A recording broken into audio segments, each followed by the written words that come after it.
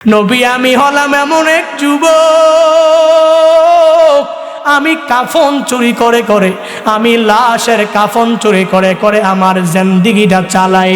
আমার জীবিকা নির্বাহের মাধ্যম হলো জ্যান্ত পরিপূর্ণ যখনই লাশটা কবর দেওয়া হয়, আমি ওই কবর খনন করে করে কবর থেকে লাশটাকে উলঙ্গ করে কাফন নিয়ে এসে মার্কেটে আমি বিক্রি করি, আর ওই টাকা দিয়ে আমি আমার জিন্দেগি চালাই।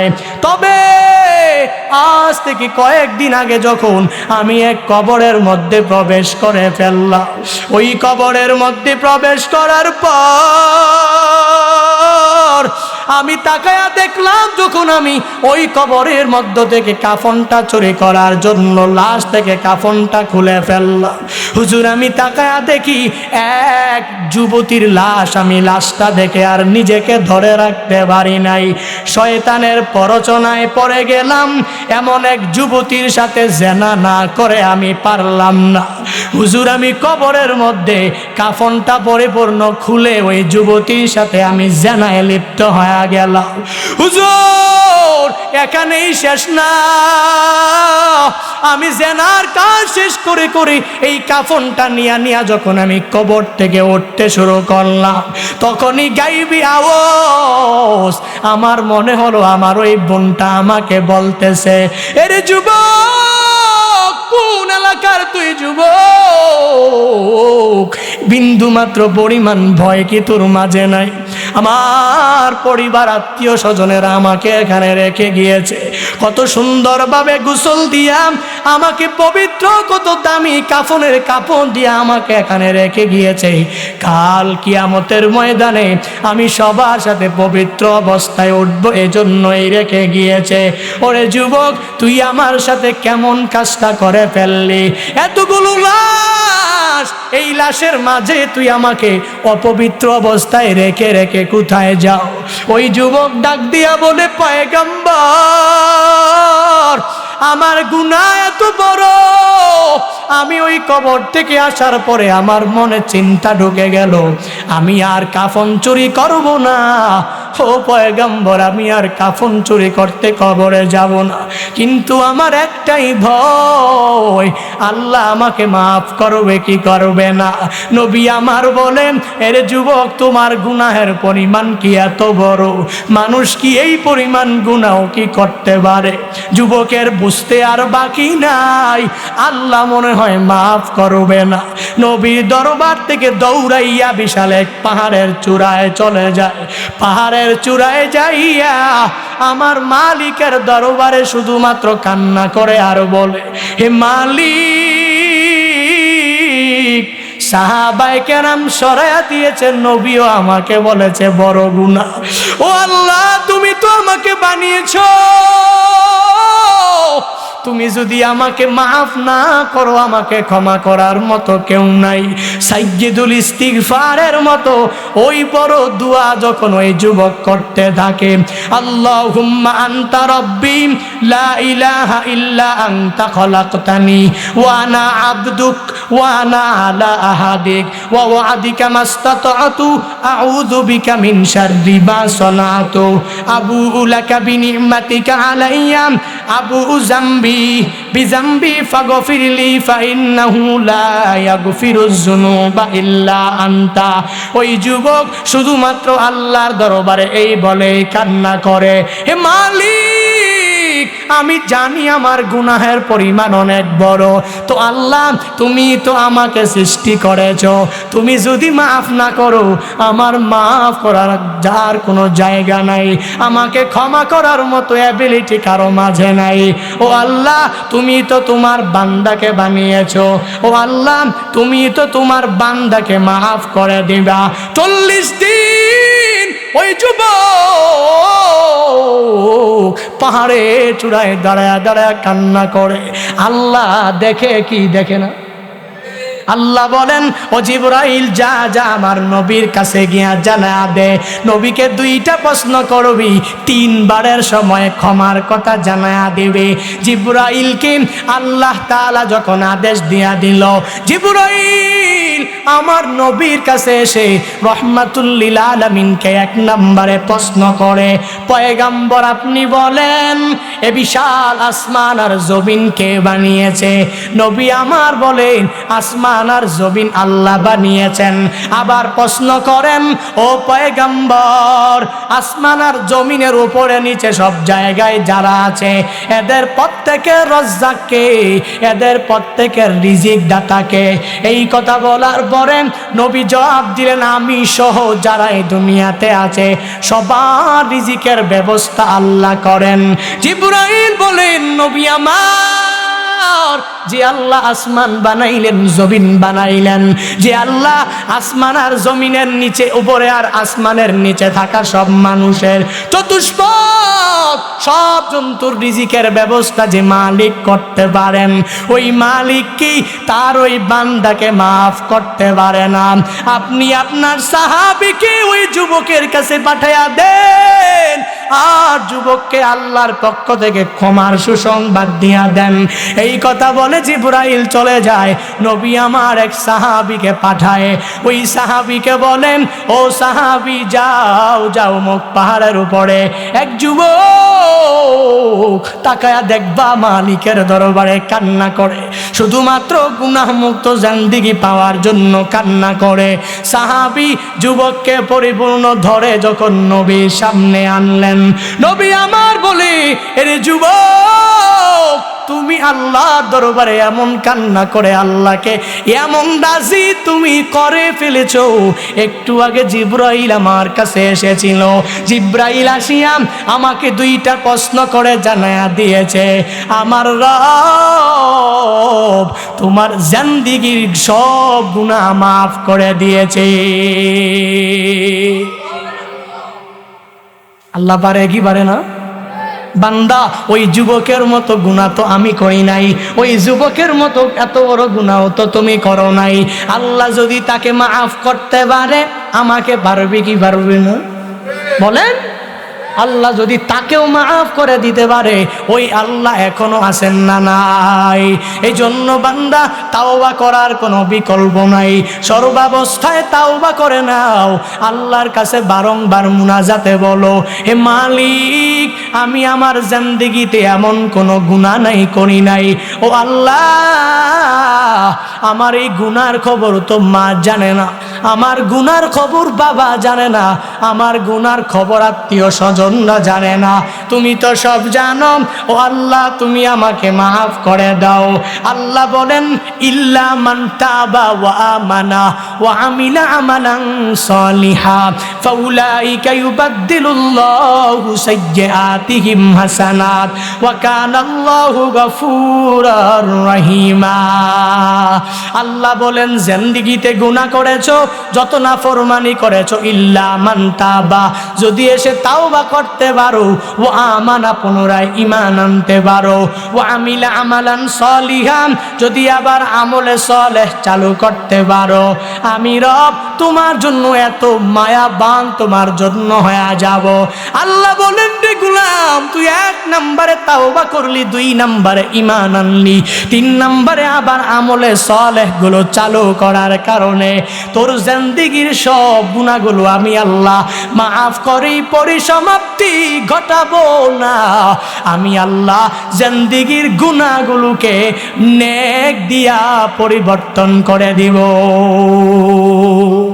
ইয়া ইলাহি তো মেরা গফফার হায়, ইয়া ইলাহি তো মেরা सत्तारो है, या इलाही तो मेरा माबूद है, या इलाही तो मेरा माशूक है, या इलाही तो मेरा हन्नान है, या इलाही तो मेरा मन्नान है।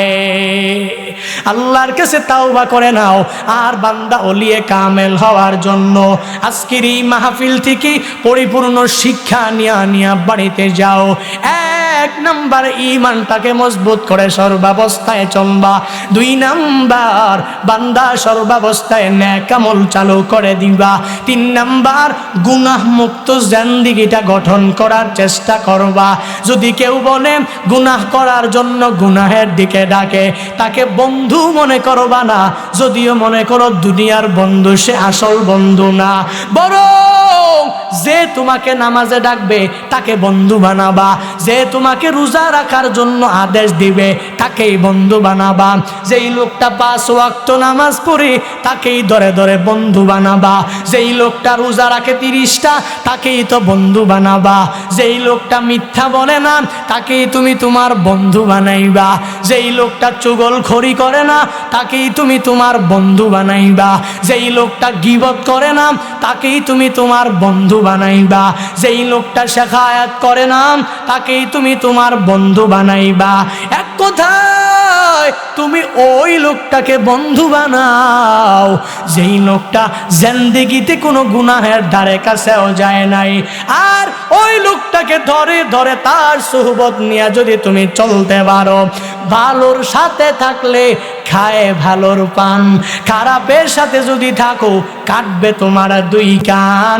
ভালো তোমাকে ধরে ধরে নিয়ে নামাজের মুসল্লায় দাঁড় করা দিবে, আর ওই খারাপ লোকটা তোমাকে নামাজে আনবে তো দূরের কথা, তোমাকে নামাজ থেকে নিয়ে চা দোকানের আড্ডায় বসায়া দিবে, ঠিক কিনা? এজন্য ভালোর সাথে থাকবো, ভালো মানুষের সোহবত নিয়ে চলার চেষ্টা করব, পারবো তো ইনশাআল্লাহ। আল্লাহ তাআলা আমাদের প্রত্যেককে, বক্তা শ্রোতা সবাইকেই তৌফিক দান করুন। আর জোরে পড়েন। রাগ করেছেন? কষ্ট পেয়েছেন? আপনি কি ওই যুবকের মতো এত বড় গুনাহ করেছেন? আমার মনে হয় না। এত বড় গুনাহ করার পরেও যদি আল্লাহ মাফ করে দিতে পারে, কোনো কিসসা নিজে বানায়া বানায়া বলি নাই। তামবিহুল গাফিলিন একটা কিতাব আছে, ফকিহ আবুল্লাহ সমরকন্দি রাহিমাহুল্লাহু তাআলা এই তামবিহুল গাফিলিন লিখেছেন। এই তামবিহুল গাফিলিনের মধ্যেই এই ঘটনার সুন্দরভাবে উল্লেখ রয়েছে। বিশাল তাওবাকারীদের জন্য, গুনাহ কর্মেওয়ালা বান্দার জন্য বিশাল এক প্রতিদান হিসাবে এই ঘটনা। যদি শিক্ষা নিয়ে বাড়িতে যেতে পারি তো আমি মাওলার কাছে ফিরে যেতে পারবো। আমার কত বড় গুনাহ, তো আমার গুনার কাছে আল্লাহর রহমত অনেক অনেক বড়, রহমতের কাছে গুনাহটা অনেক ছোট, ঠিক কিনা? এই জন্য আল্লাহর কাছে তাওবা করি। আল্লাহ, আমরা ইতিপূর্বে রোজা রাখি নাই, আল্লাহ আমরা ইতিপূর্বে নামাজ পড়ি নাই, আল্লাহ ইতিপূর্বে নেক আমল করি নাই, সামনে যতদিন বেঁচে থাকবো আর নামাজ কাজা করব না, আল্লাহ সামনে যতদিন বেঁচে থাকবো আর রোজা বাদ দিব না, আল্লাহ সামনে যতদিন বেঁচে থাকবো আর জেনা করব না, আল্লাহ সামনে যতদিন বেঁচে থাকবো আর কোনো সগীরা কাবিরা গুনাহের দিকে যাব না, আল্লাহ সামনে বেঁচে থাকবো তো মিথ্যা বলার কোনো প্রয়োজন নাই, আল্লাহ সামনে যতদিন বেঁচে থাকবো আমি গীবত করব না, শেখায়াত করব না, চুগলখড়ি করব না, পারবো তো ইনশাআল্লাহ? যুবক ভাইরা পারবেন তো ইনশাআল্লাহ?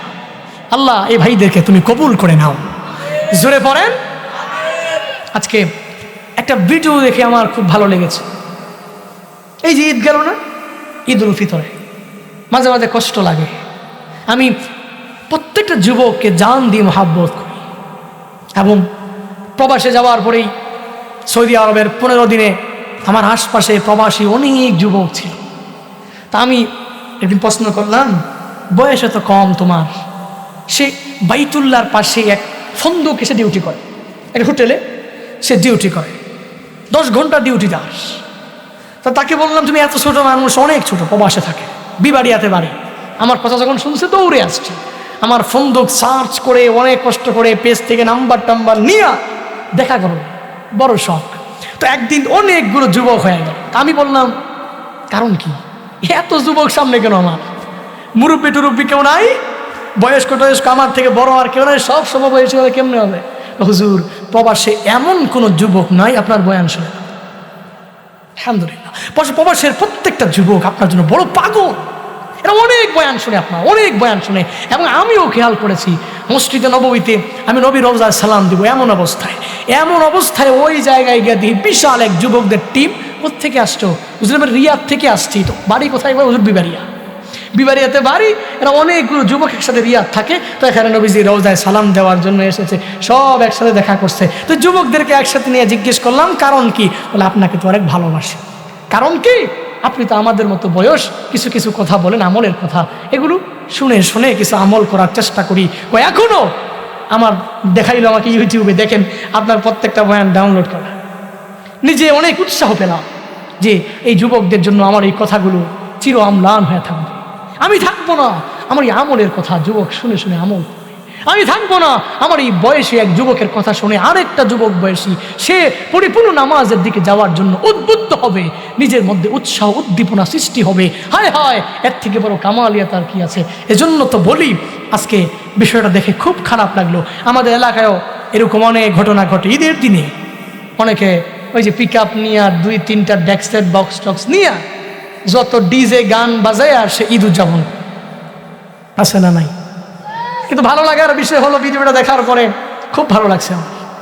সে যুবক মানুষ, মুসলমানদের যুবক, এলাকার ধর্মপ্রাণ কিছু মুসলমান থাকে না, যাদের ইসলামের প্রতি যাদের নিবেদিত প্রাণ, ইসলামকে মহাব্বত করে। দেখলাম যে কয়েকজন ধৈরা বাঁশ নিয়ে এমন পিটা, নাম পিক আপ থেকে নাম, দেখেন অনেকে সোশ্যাল মিডিয়ায় ভিডিওটা দেখেছে, খুব ভালো লেগেছে আমার। সাবধান, শুধু ঈদ না, আপনার যে কোনো অনুষ্ঠানে আপনি কেন গান বাদ্য কিংবা কেন আপনি এই 2-3টা এই ডেক্স ম্যাক্স নিয়ে বাজাতে হবে কেন? এত বেশি মন চায় তো হোলি টিউনের গান অভাব নাই, বাজান। এত বাজাইতে মন চায়, ইসলামের সঙ্গীত অভাব নাই, বাজান। আপনি পয়সা পয়সা বাজান, শুনেন। কিন্তু কেন KGF এর গান বাজাতে হবে? কেন আপনার বিভিন্ন অশ্লীল গানগুলো শুনতে হবে কেন? আপনি কি মনে করেছেন আপনি এভাবেই ভেসে ভেসে চলে আসছেন এখানে? না, আপনার ব্যাকগ্রাউন্ডে আপনার বাবা একজন মুসলমান ছিল, ব্যাকগ্রাউন্ডে মা মুসলমান, ব্যাকগ্রাউন্ডে ইসলাম আছে, ব্যাকগ্রাউন্ডে কোরআন আছে, কিতাব আছে, হাদিস আছে। এই জন্য যেটা মন চায় এটা হিন্দুরা করে, খ্রিস্টানরা করে, বৌদ্ধরা করে, এদের যা মন চায় তাই করে। তো আমি তো মুসলমান, আমি কেন করব? এরা যা মন চায় তাই করবে, তো আমিও যদি যা মন চাই তাই করি, তো এদের মধ্যে আর আমার মাঝে কোনো পার্থক্য রইল? কথা বলেন না কেন? না, আমি তো যুবক, আমি কি ইয়া শাবাব আল মুসলিম, আমি একজন মুসলমানের যুবক।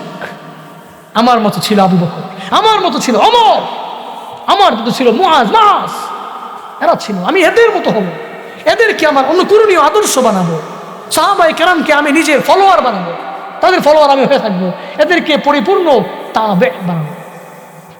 এজন্য আল্লাহ তাআলা আমাদের প্রত্যেককে বুঝার মানার তৌফিক দান করুন। কোনো সময় বিয়ে টিয়ে যা হবে, অনুষ্ঠান যা হবে, ডেক্সের বাজানো যাবে।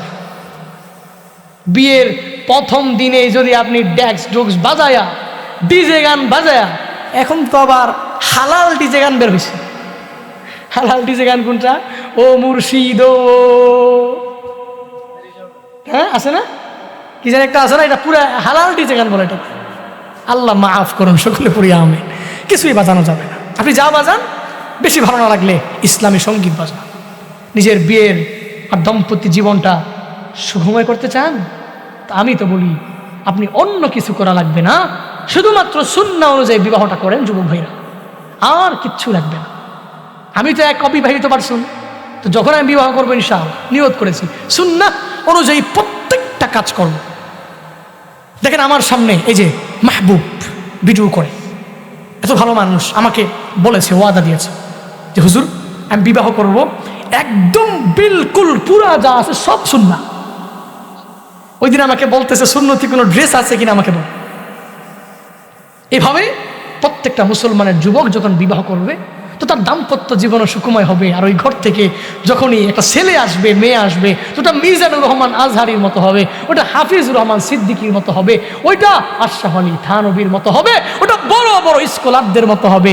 যদি তুমি এইরকম না করে শুরুতেই যদি ঝামেলা দিয়ে শুরু করো তো লা ফায়দা ফিহি, ওই ঘর থেকে সালমান শাহ আসবে, ওই বেয়াদব দিঘির কি যেন একটা আছে না, ওইটার মতো আসবে, বেয়াদব সানি লিওনের মতো আসবে, বেয়াদব পরিমণির মতো আসবে। ঠিক কিনা? সাবধান, সাবধান প্রিয় ভাইরা।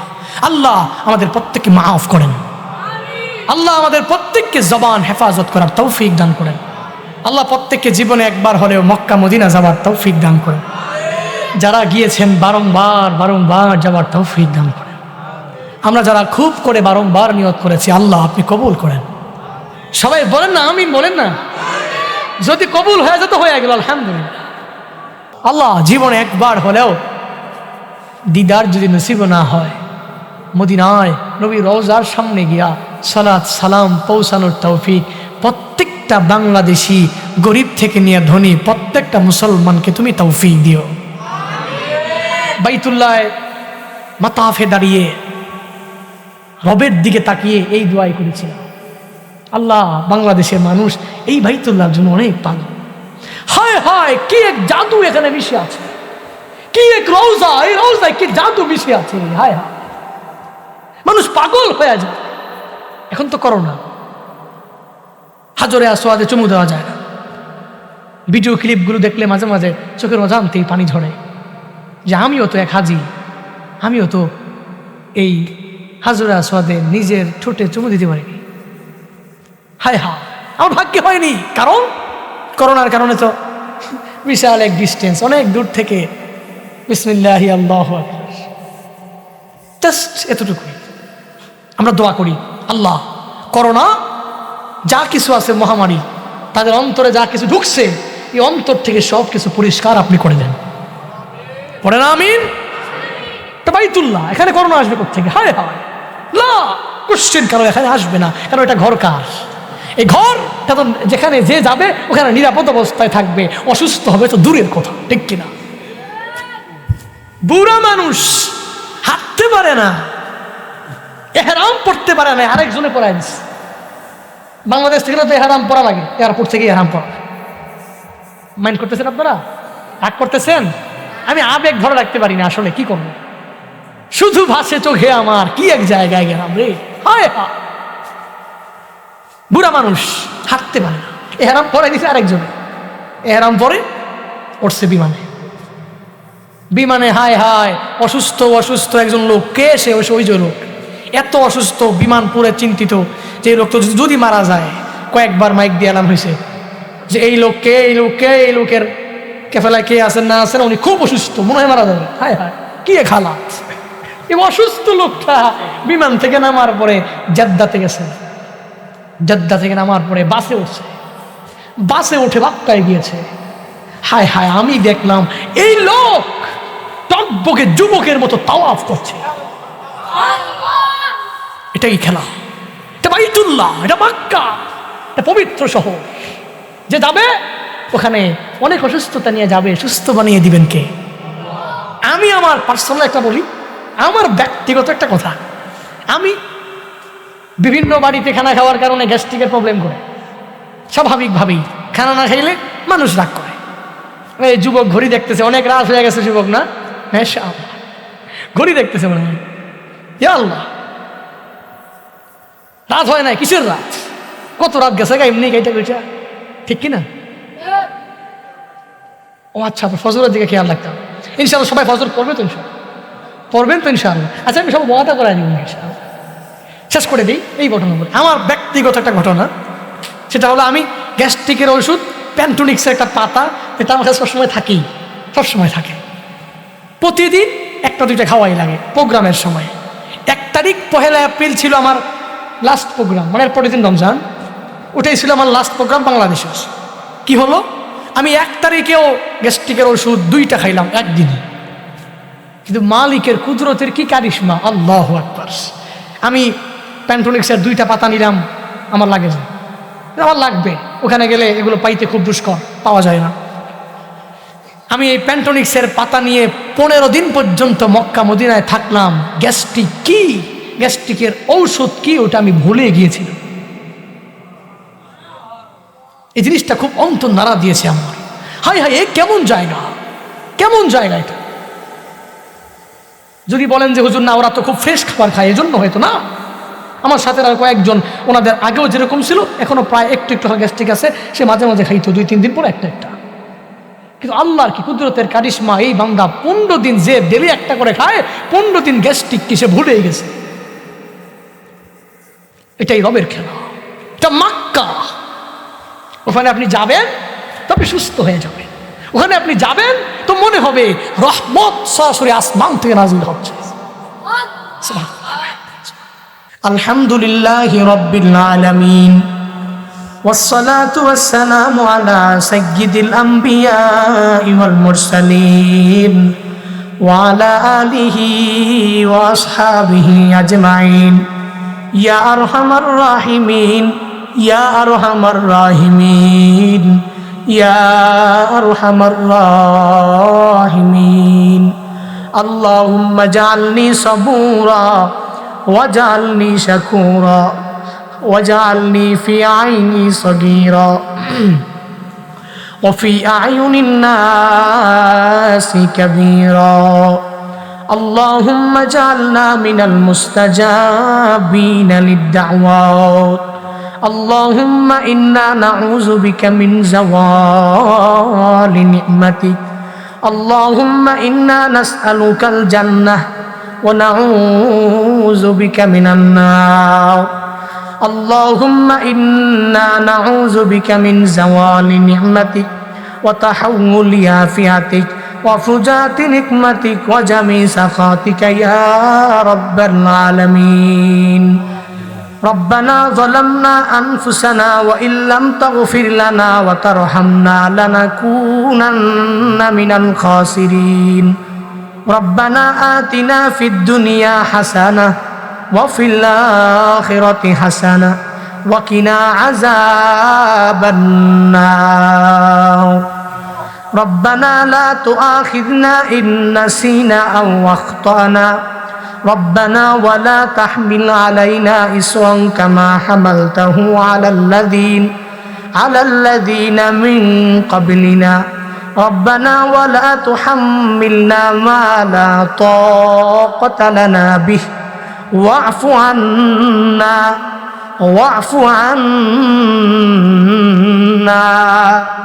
واغفر لنا وارحمنا أنت مولانا فانصرنا على القوم الكافرين ربنا إننا سمعنا مناديا ينادي للإيمان أن آمنوا بربكم فآمنا ربنا فاغفر لنا ذنوبنا وكفر عنا سيئاتنا وتوفنا مع الأبرار ربنا وآتنا ما وعدتنا على رسلك ولا تخزنا يوم القيامة إنك لا تخلف الميعاد رب ارحمهما كما ربياني صغيرا رب ارحمهما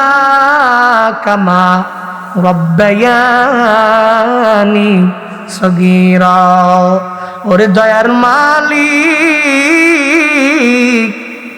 কুদরতের নজর দিয়া তাকায়া দেখেন রে আল্লাহ হায় আল্লাহ এই ময়দানে আপনার কত আশিকিন বান্দা হাজির আপনার কত জাকিরিন শাকিরিন মুসল্লুন বান্দা হাজির হায় আল্লাহ আপনার এই বান্দাদেরকে নিয়ে আমি গুনাহগার আমার মতো গুনাহগার কেউ নাই আয় আল্লাহ জিন্দেগির রাশি রাশি পাহাড় পরিমাণ গুনাহ নিয়ে আপনার এই বান্দাগুলোকে নিয়ে গভীর রাত আপনার দরওয়াজায় ফিরে আসলো ও আল্লাহ জিন্দেগিতে এমন গুনাহ করেছি যেই গুনার খবর মা জানে না যেই গুনার খবর বাবা জানে না যেই গুনার খবর আত্মীয় স্বজনরা কেউ জানে না আয় আল্লাহ আপনি তো সব জানেন আয় আল্লাহ আপনার দরওয়াজায় আমরা সবাই ফিরে আসলাম জিন্দেগির সব গুনাহগুলো মাফ করে দেন আল্লাহ ওরে দয়ার মালিক এই ময়দানে 3 শ্রেণীর লোক নিয়ে তোমার দরওয়াজায় হাত বাড়াইলা কারো জনম দুঃখিনী মা নাই কারো আব্বা দুনিয়ায় বেঁচে আছে রে আল্লাহ কারো আব্বা নাই আম্মা দুনিয়ায় বেঁচে আছে রে আল্লাহ কেউ এরকম এতিম মাও নাই বাবাও না আয় আল্লাহ যাদের মা নাই, মার কবর তুমি জান্নাতের বাগান বানাও। ও আল্লাহ যাদের বাবা নাই, বাবার কবর তুমি জান্নাতের বাগান বানাও। ও আল্লাহ মাহারা কত এতিমের দল এই গভীর রাতে চোখের পানি ফালায়া মার জন্য কান্না করে। ও আল্লাহ এই গভীর রাতে বাবা হারা সন্তানেরা কান্না করে। আয় আল্লাহ নিজের মার জন্য, বাবার জন্য, আয় আল্লাহ এই কান্নার পানিগুলো আপনি ফিরাইয়া দিয়েন না রে আল্লাহ। ও আল্লাহ এরা তো এমনিতে এক নম্বরে মা হারা, আবার তারা তো বাবা হারা, আবার তুমি যদি তুমি ফিরাইয়া দাও, আয় আল্লাহ যাওয়ার মতো আর জায়গা নাই। আয় আল্লাহ তোমার দরওয়াজা ছাড়া আর কারো দরওয়াজা নাই। আয় আল্লাহ মাহারা সন্তানদেরকে পরিপূর্ণ ধৈর্য শক্তি দাও। আয় আল্লাহ মার কবর জান্নাতের বাগান বানাও। বাবাহারা সন্তানদেরকে ধৈর্য শক্তি দাও। আয় আল্লাহ বাবার কবর জান্নাতের বাগান বানায় দাও। আমাদের যাদের আব্বা আম্মা বেঁচে আছেন, মা বাবার দোয়া নিয়ে চলার তৌফিক দান করুন। আয় আল্লাহ মা বাবার চেহারার দিকে তাকায়া কবুলিয়াত হজ উমরা কামাই করার তৌফিক দাও। আয় আল্লাহ মা বাবার হায়াতে বরকত বাড়ায়া দাও। আয় আল্লাহ মা বাবাকে আরো অনেক দিন মা বাবা বলে বলে পরাণ ঠান্ডা করার তৌফিক দাও। ওরে দয়ার রব, জীবনে একবার হলেও মক্কা মদিনা যাওয়ার তৌফিক দাও। যারা যেতে পারে নাই বারবার যাওয়ার তৌফিক দান করু। আয় আল্লাহ কুদরতি খাজানা থেকে তুমি দিয়া দাও। আয় আল্লাহ মক্কা মুকাররমা মদিনা মুনাওয়ারা না দেখাইয়া আজকের একটা শ্রোতাকে ও মৃত্যু দিও না রে আল্লাহ। ওরে দয়ার মালিক, আজকের এই মসজিদের উদ্যোগের মাহফিলের আজকের এই মসজিদ তুমি কবুল করে নাও। আয় আল্লাহ এই মসজিদের ইমাম সাহেব খতিব সাহেবকে কবুল করে নাও। আয় আল্লাহ মুসল্লিদেরকে তুমি কবুল করে নাও।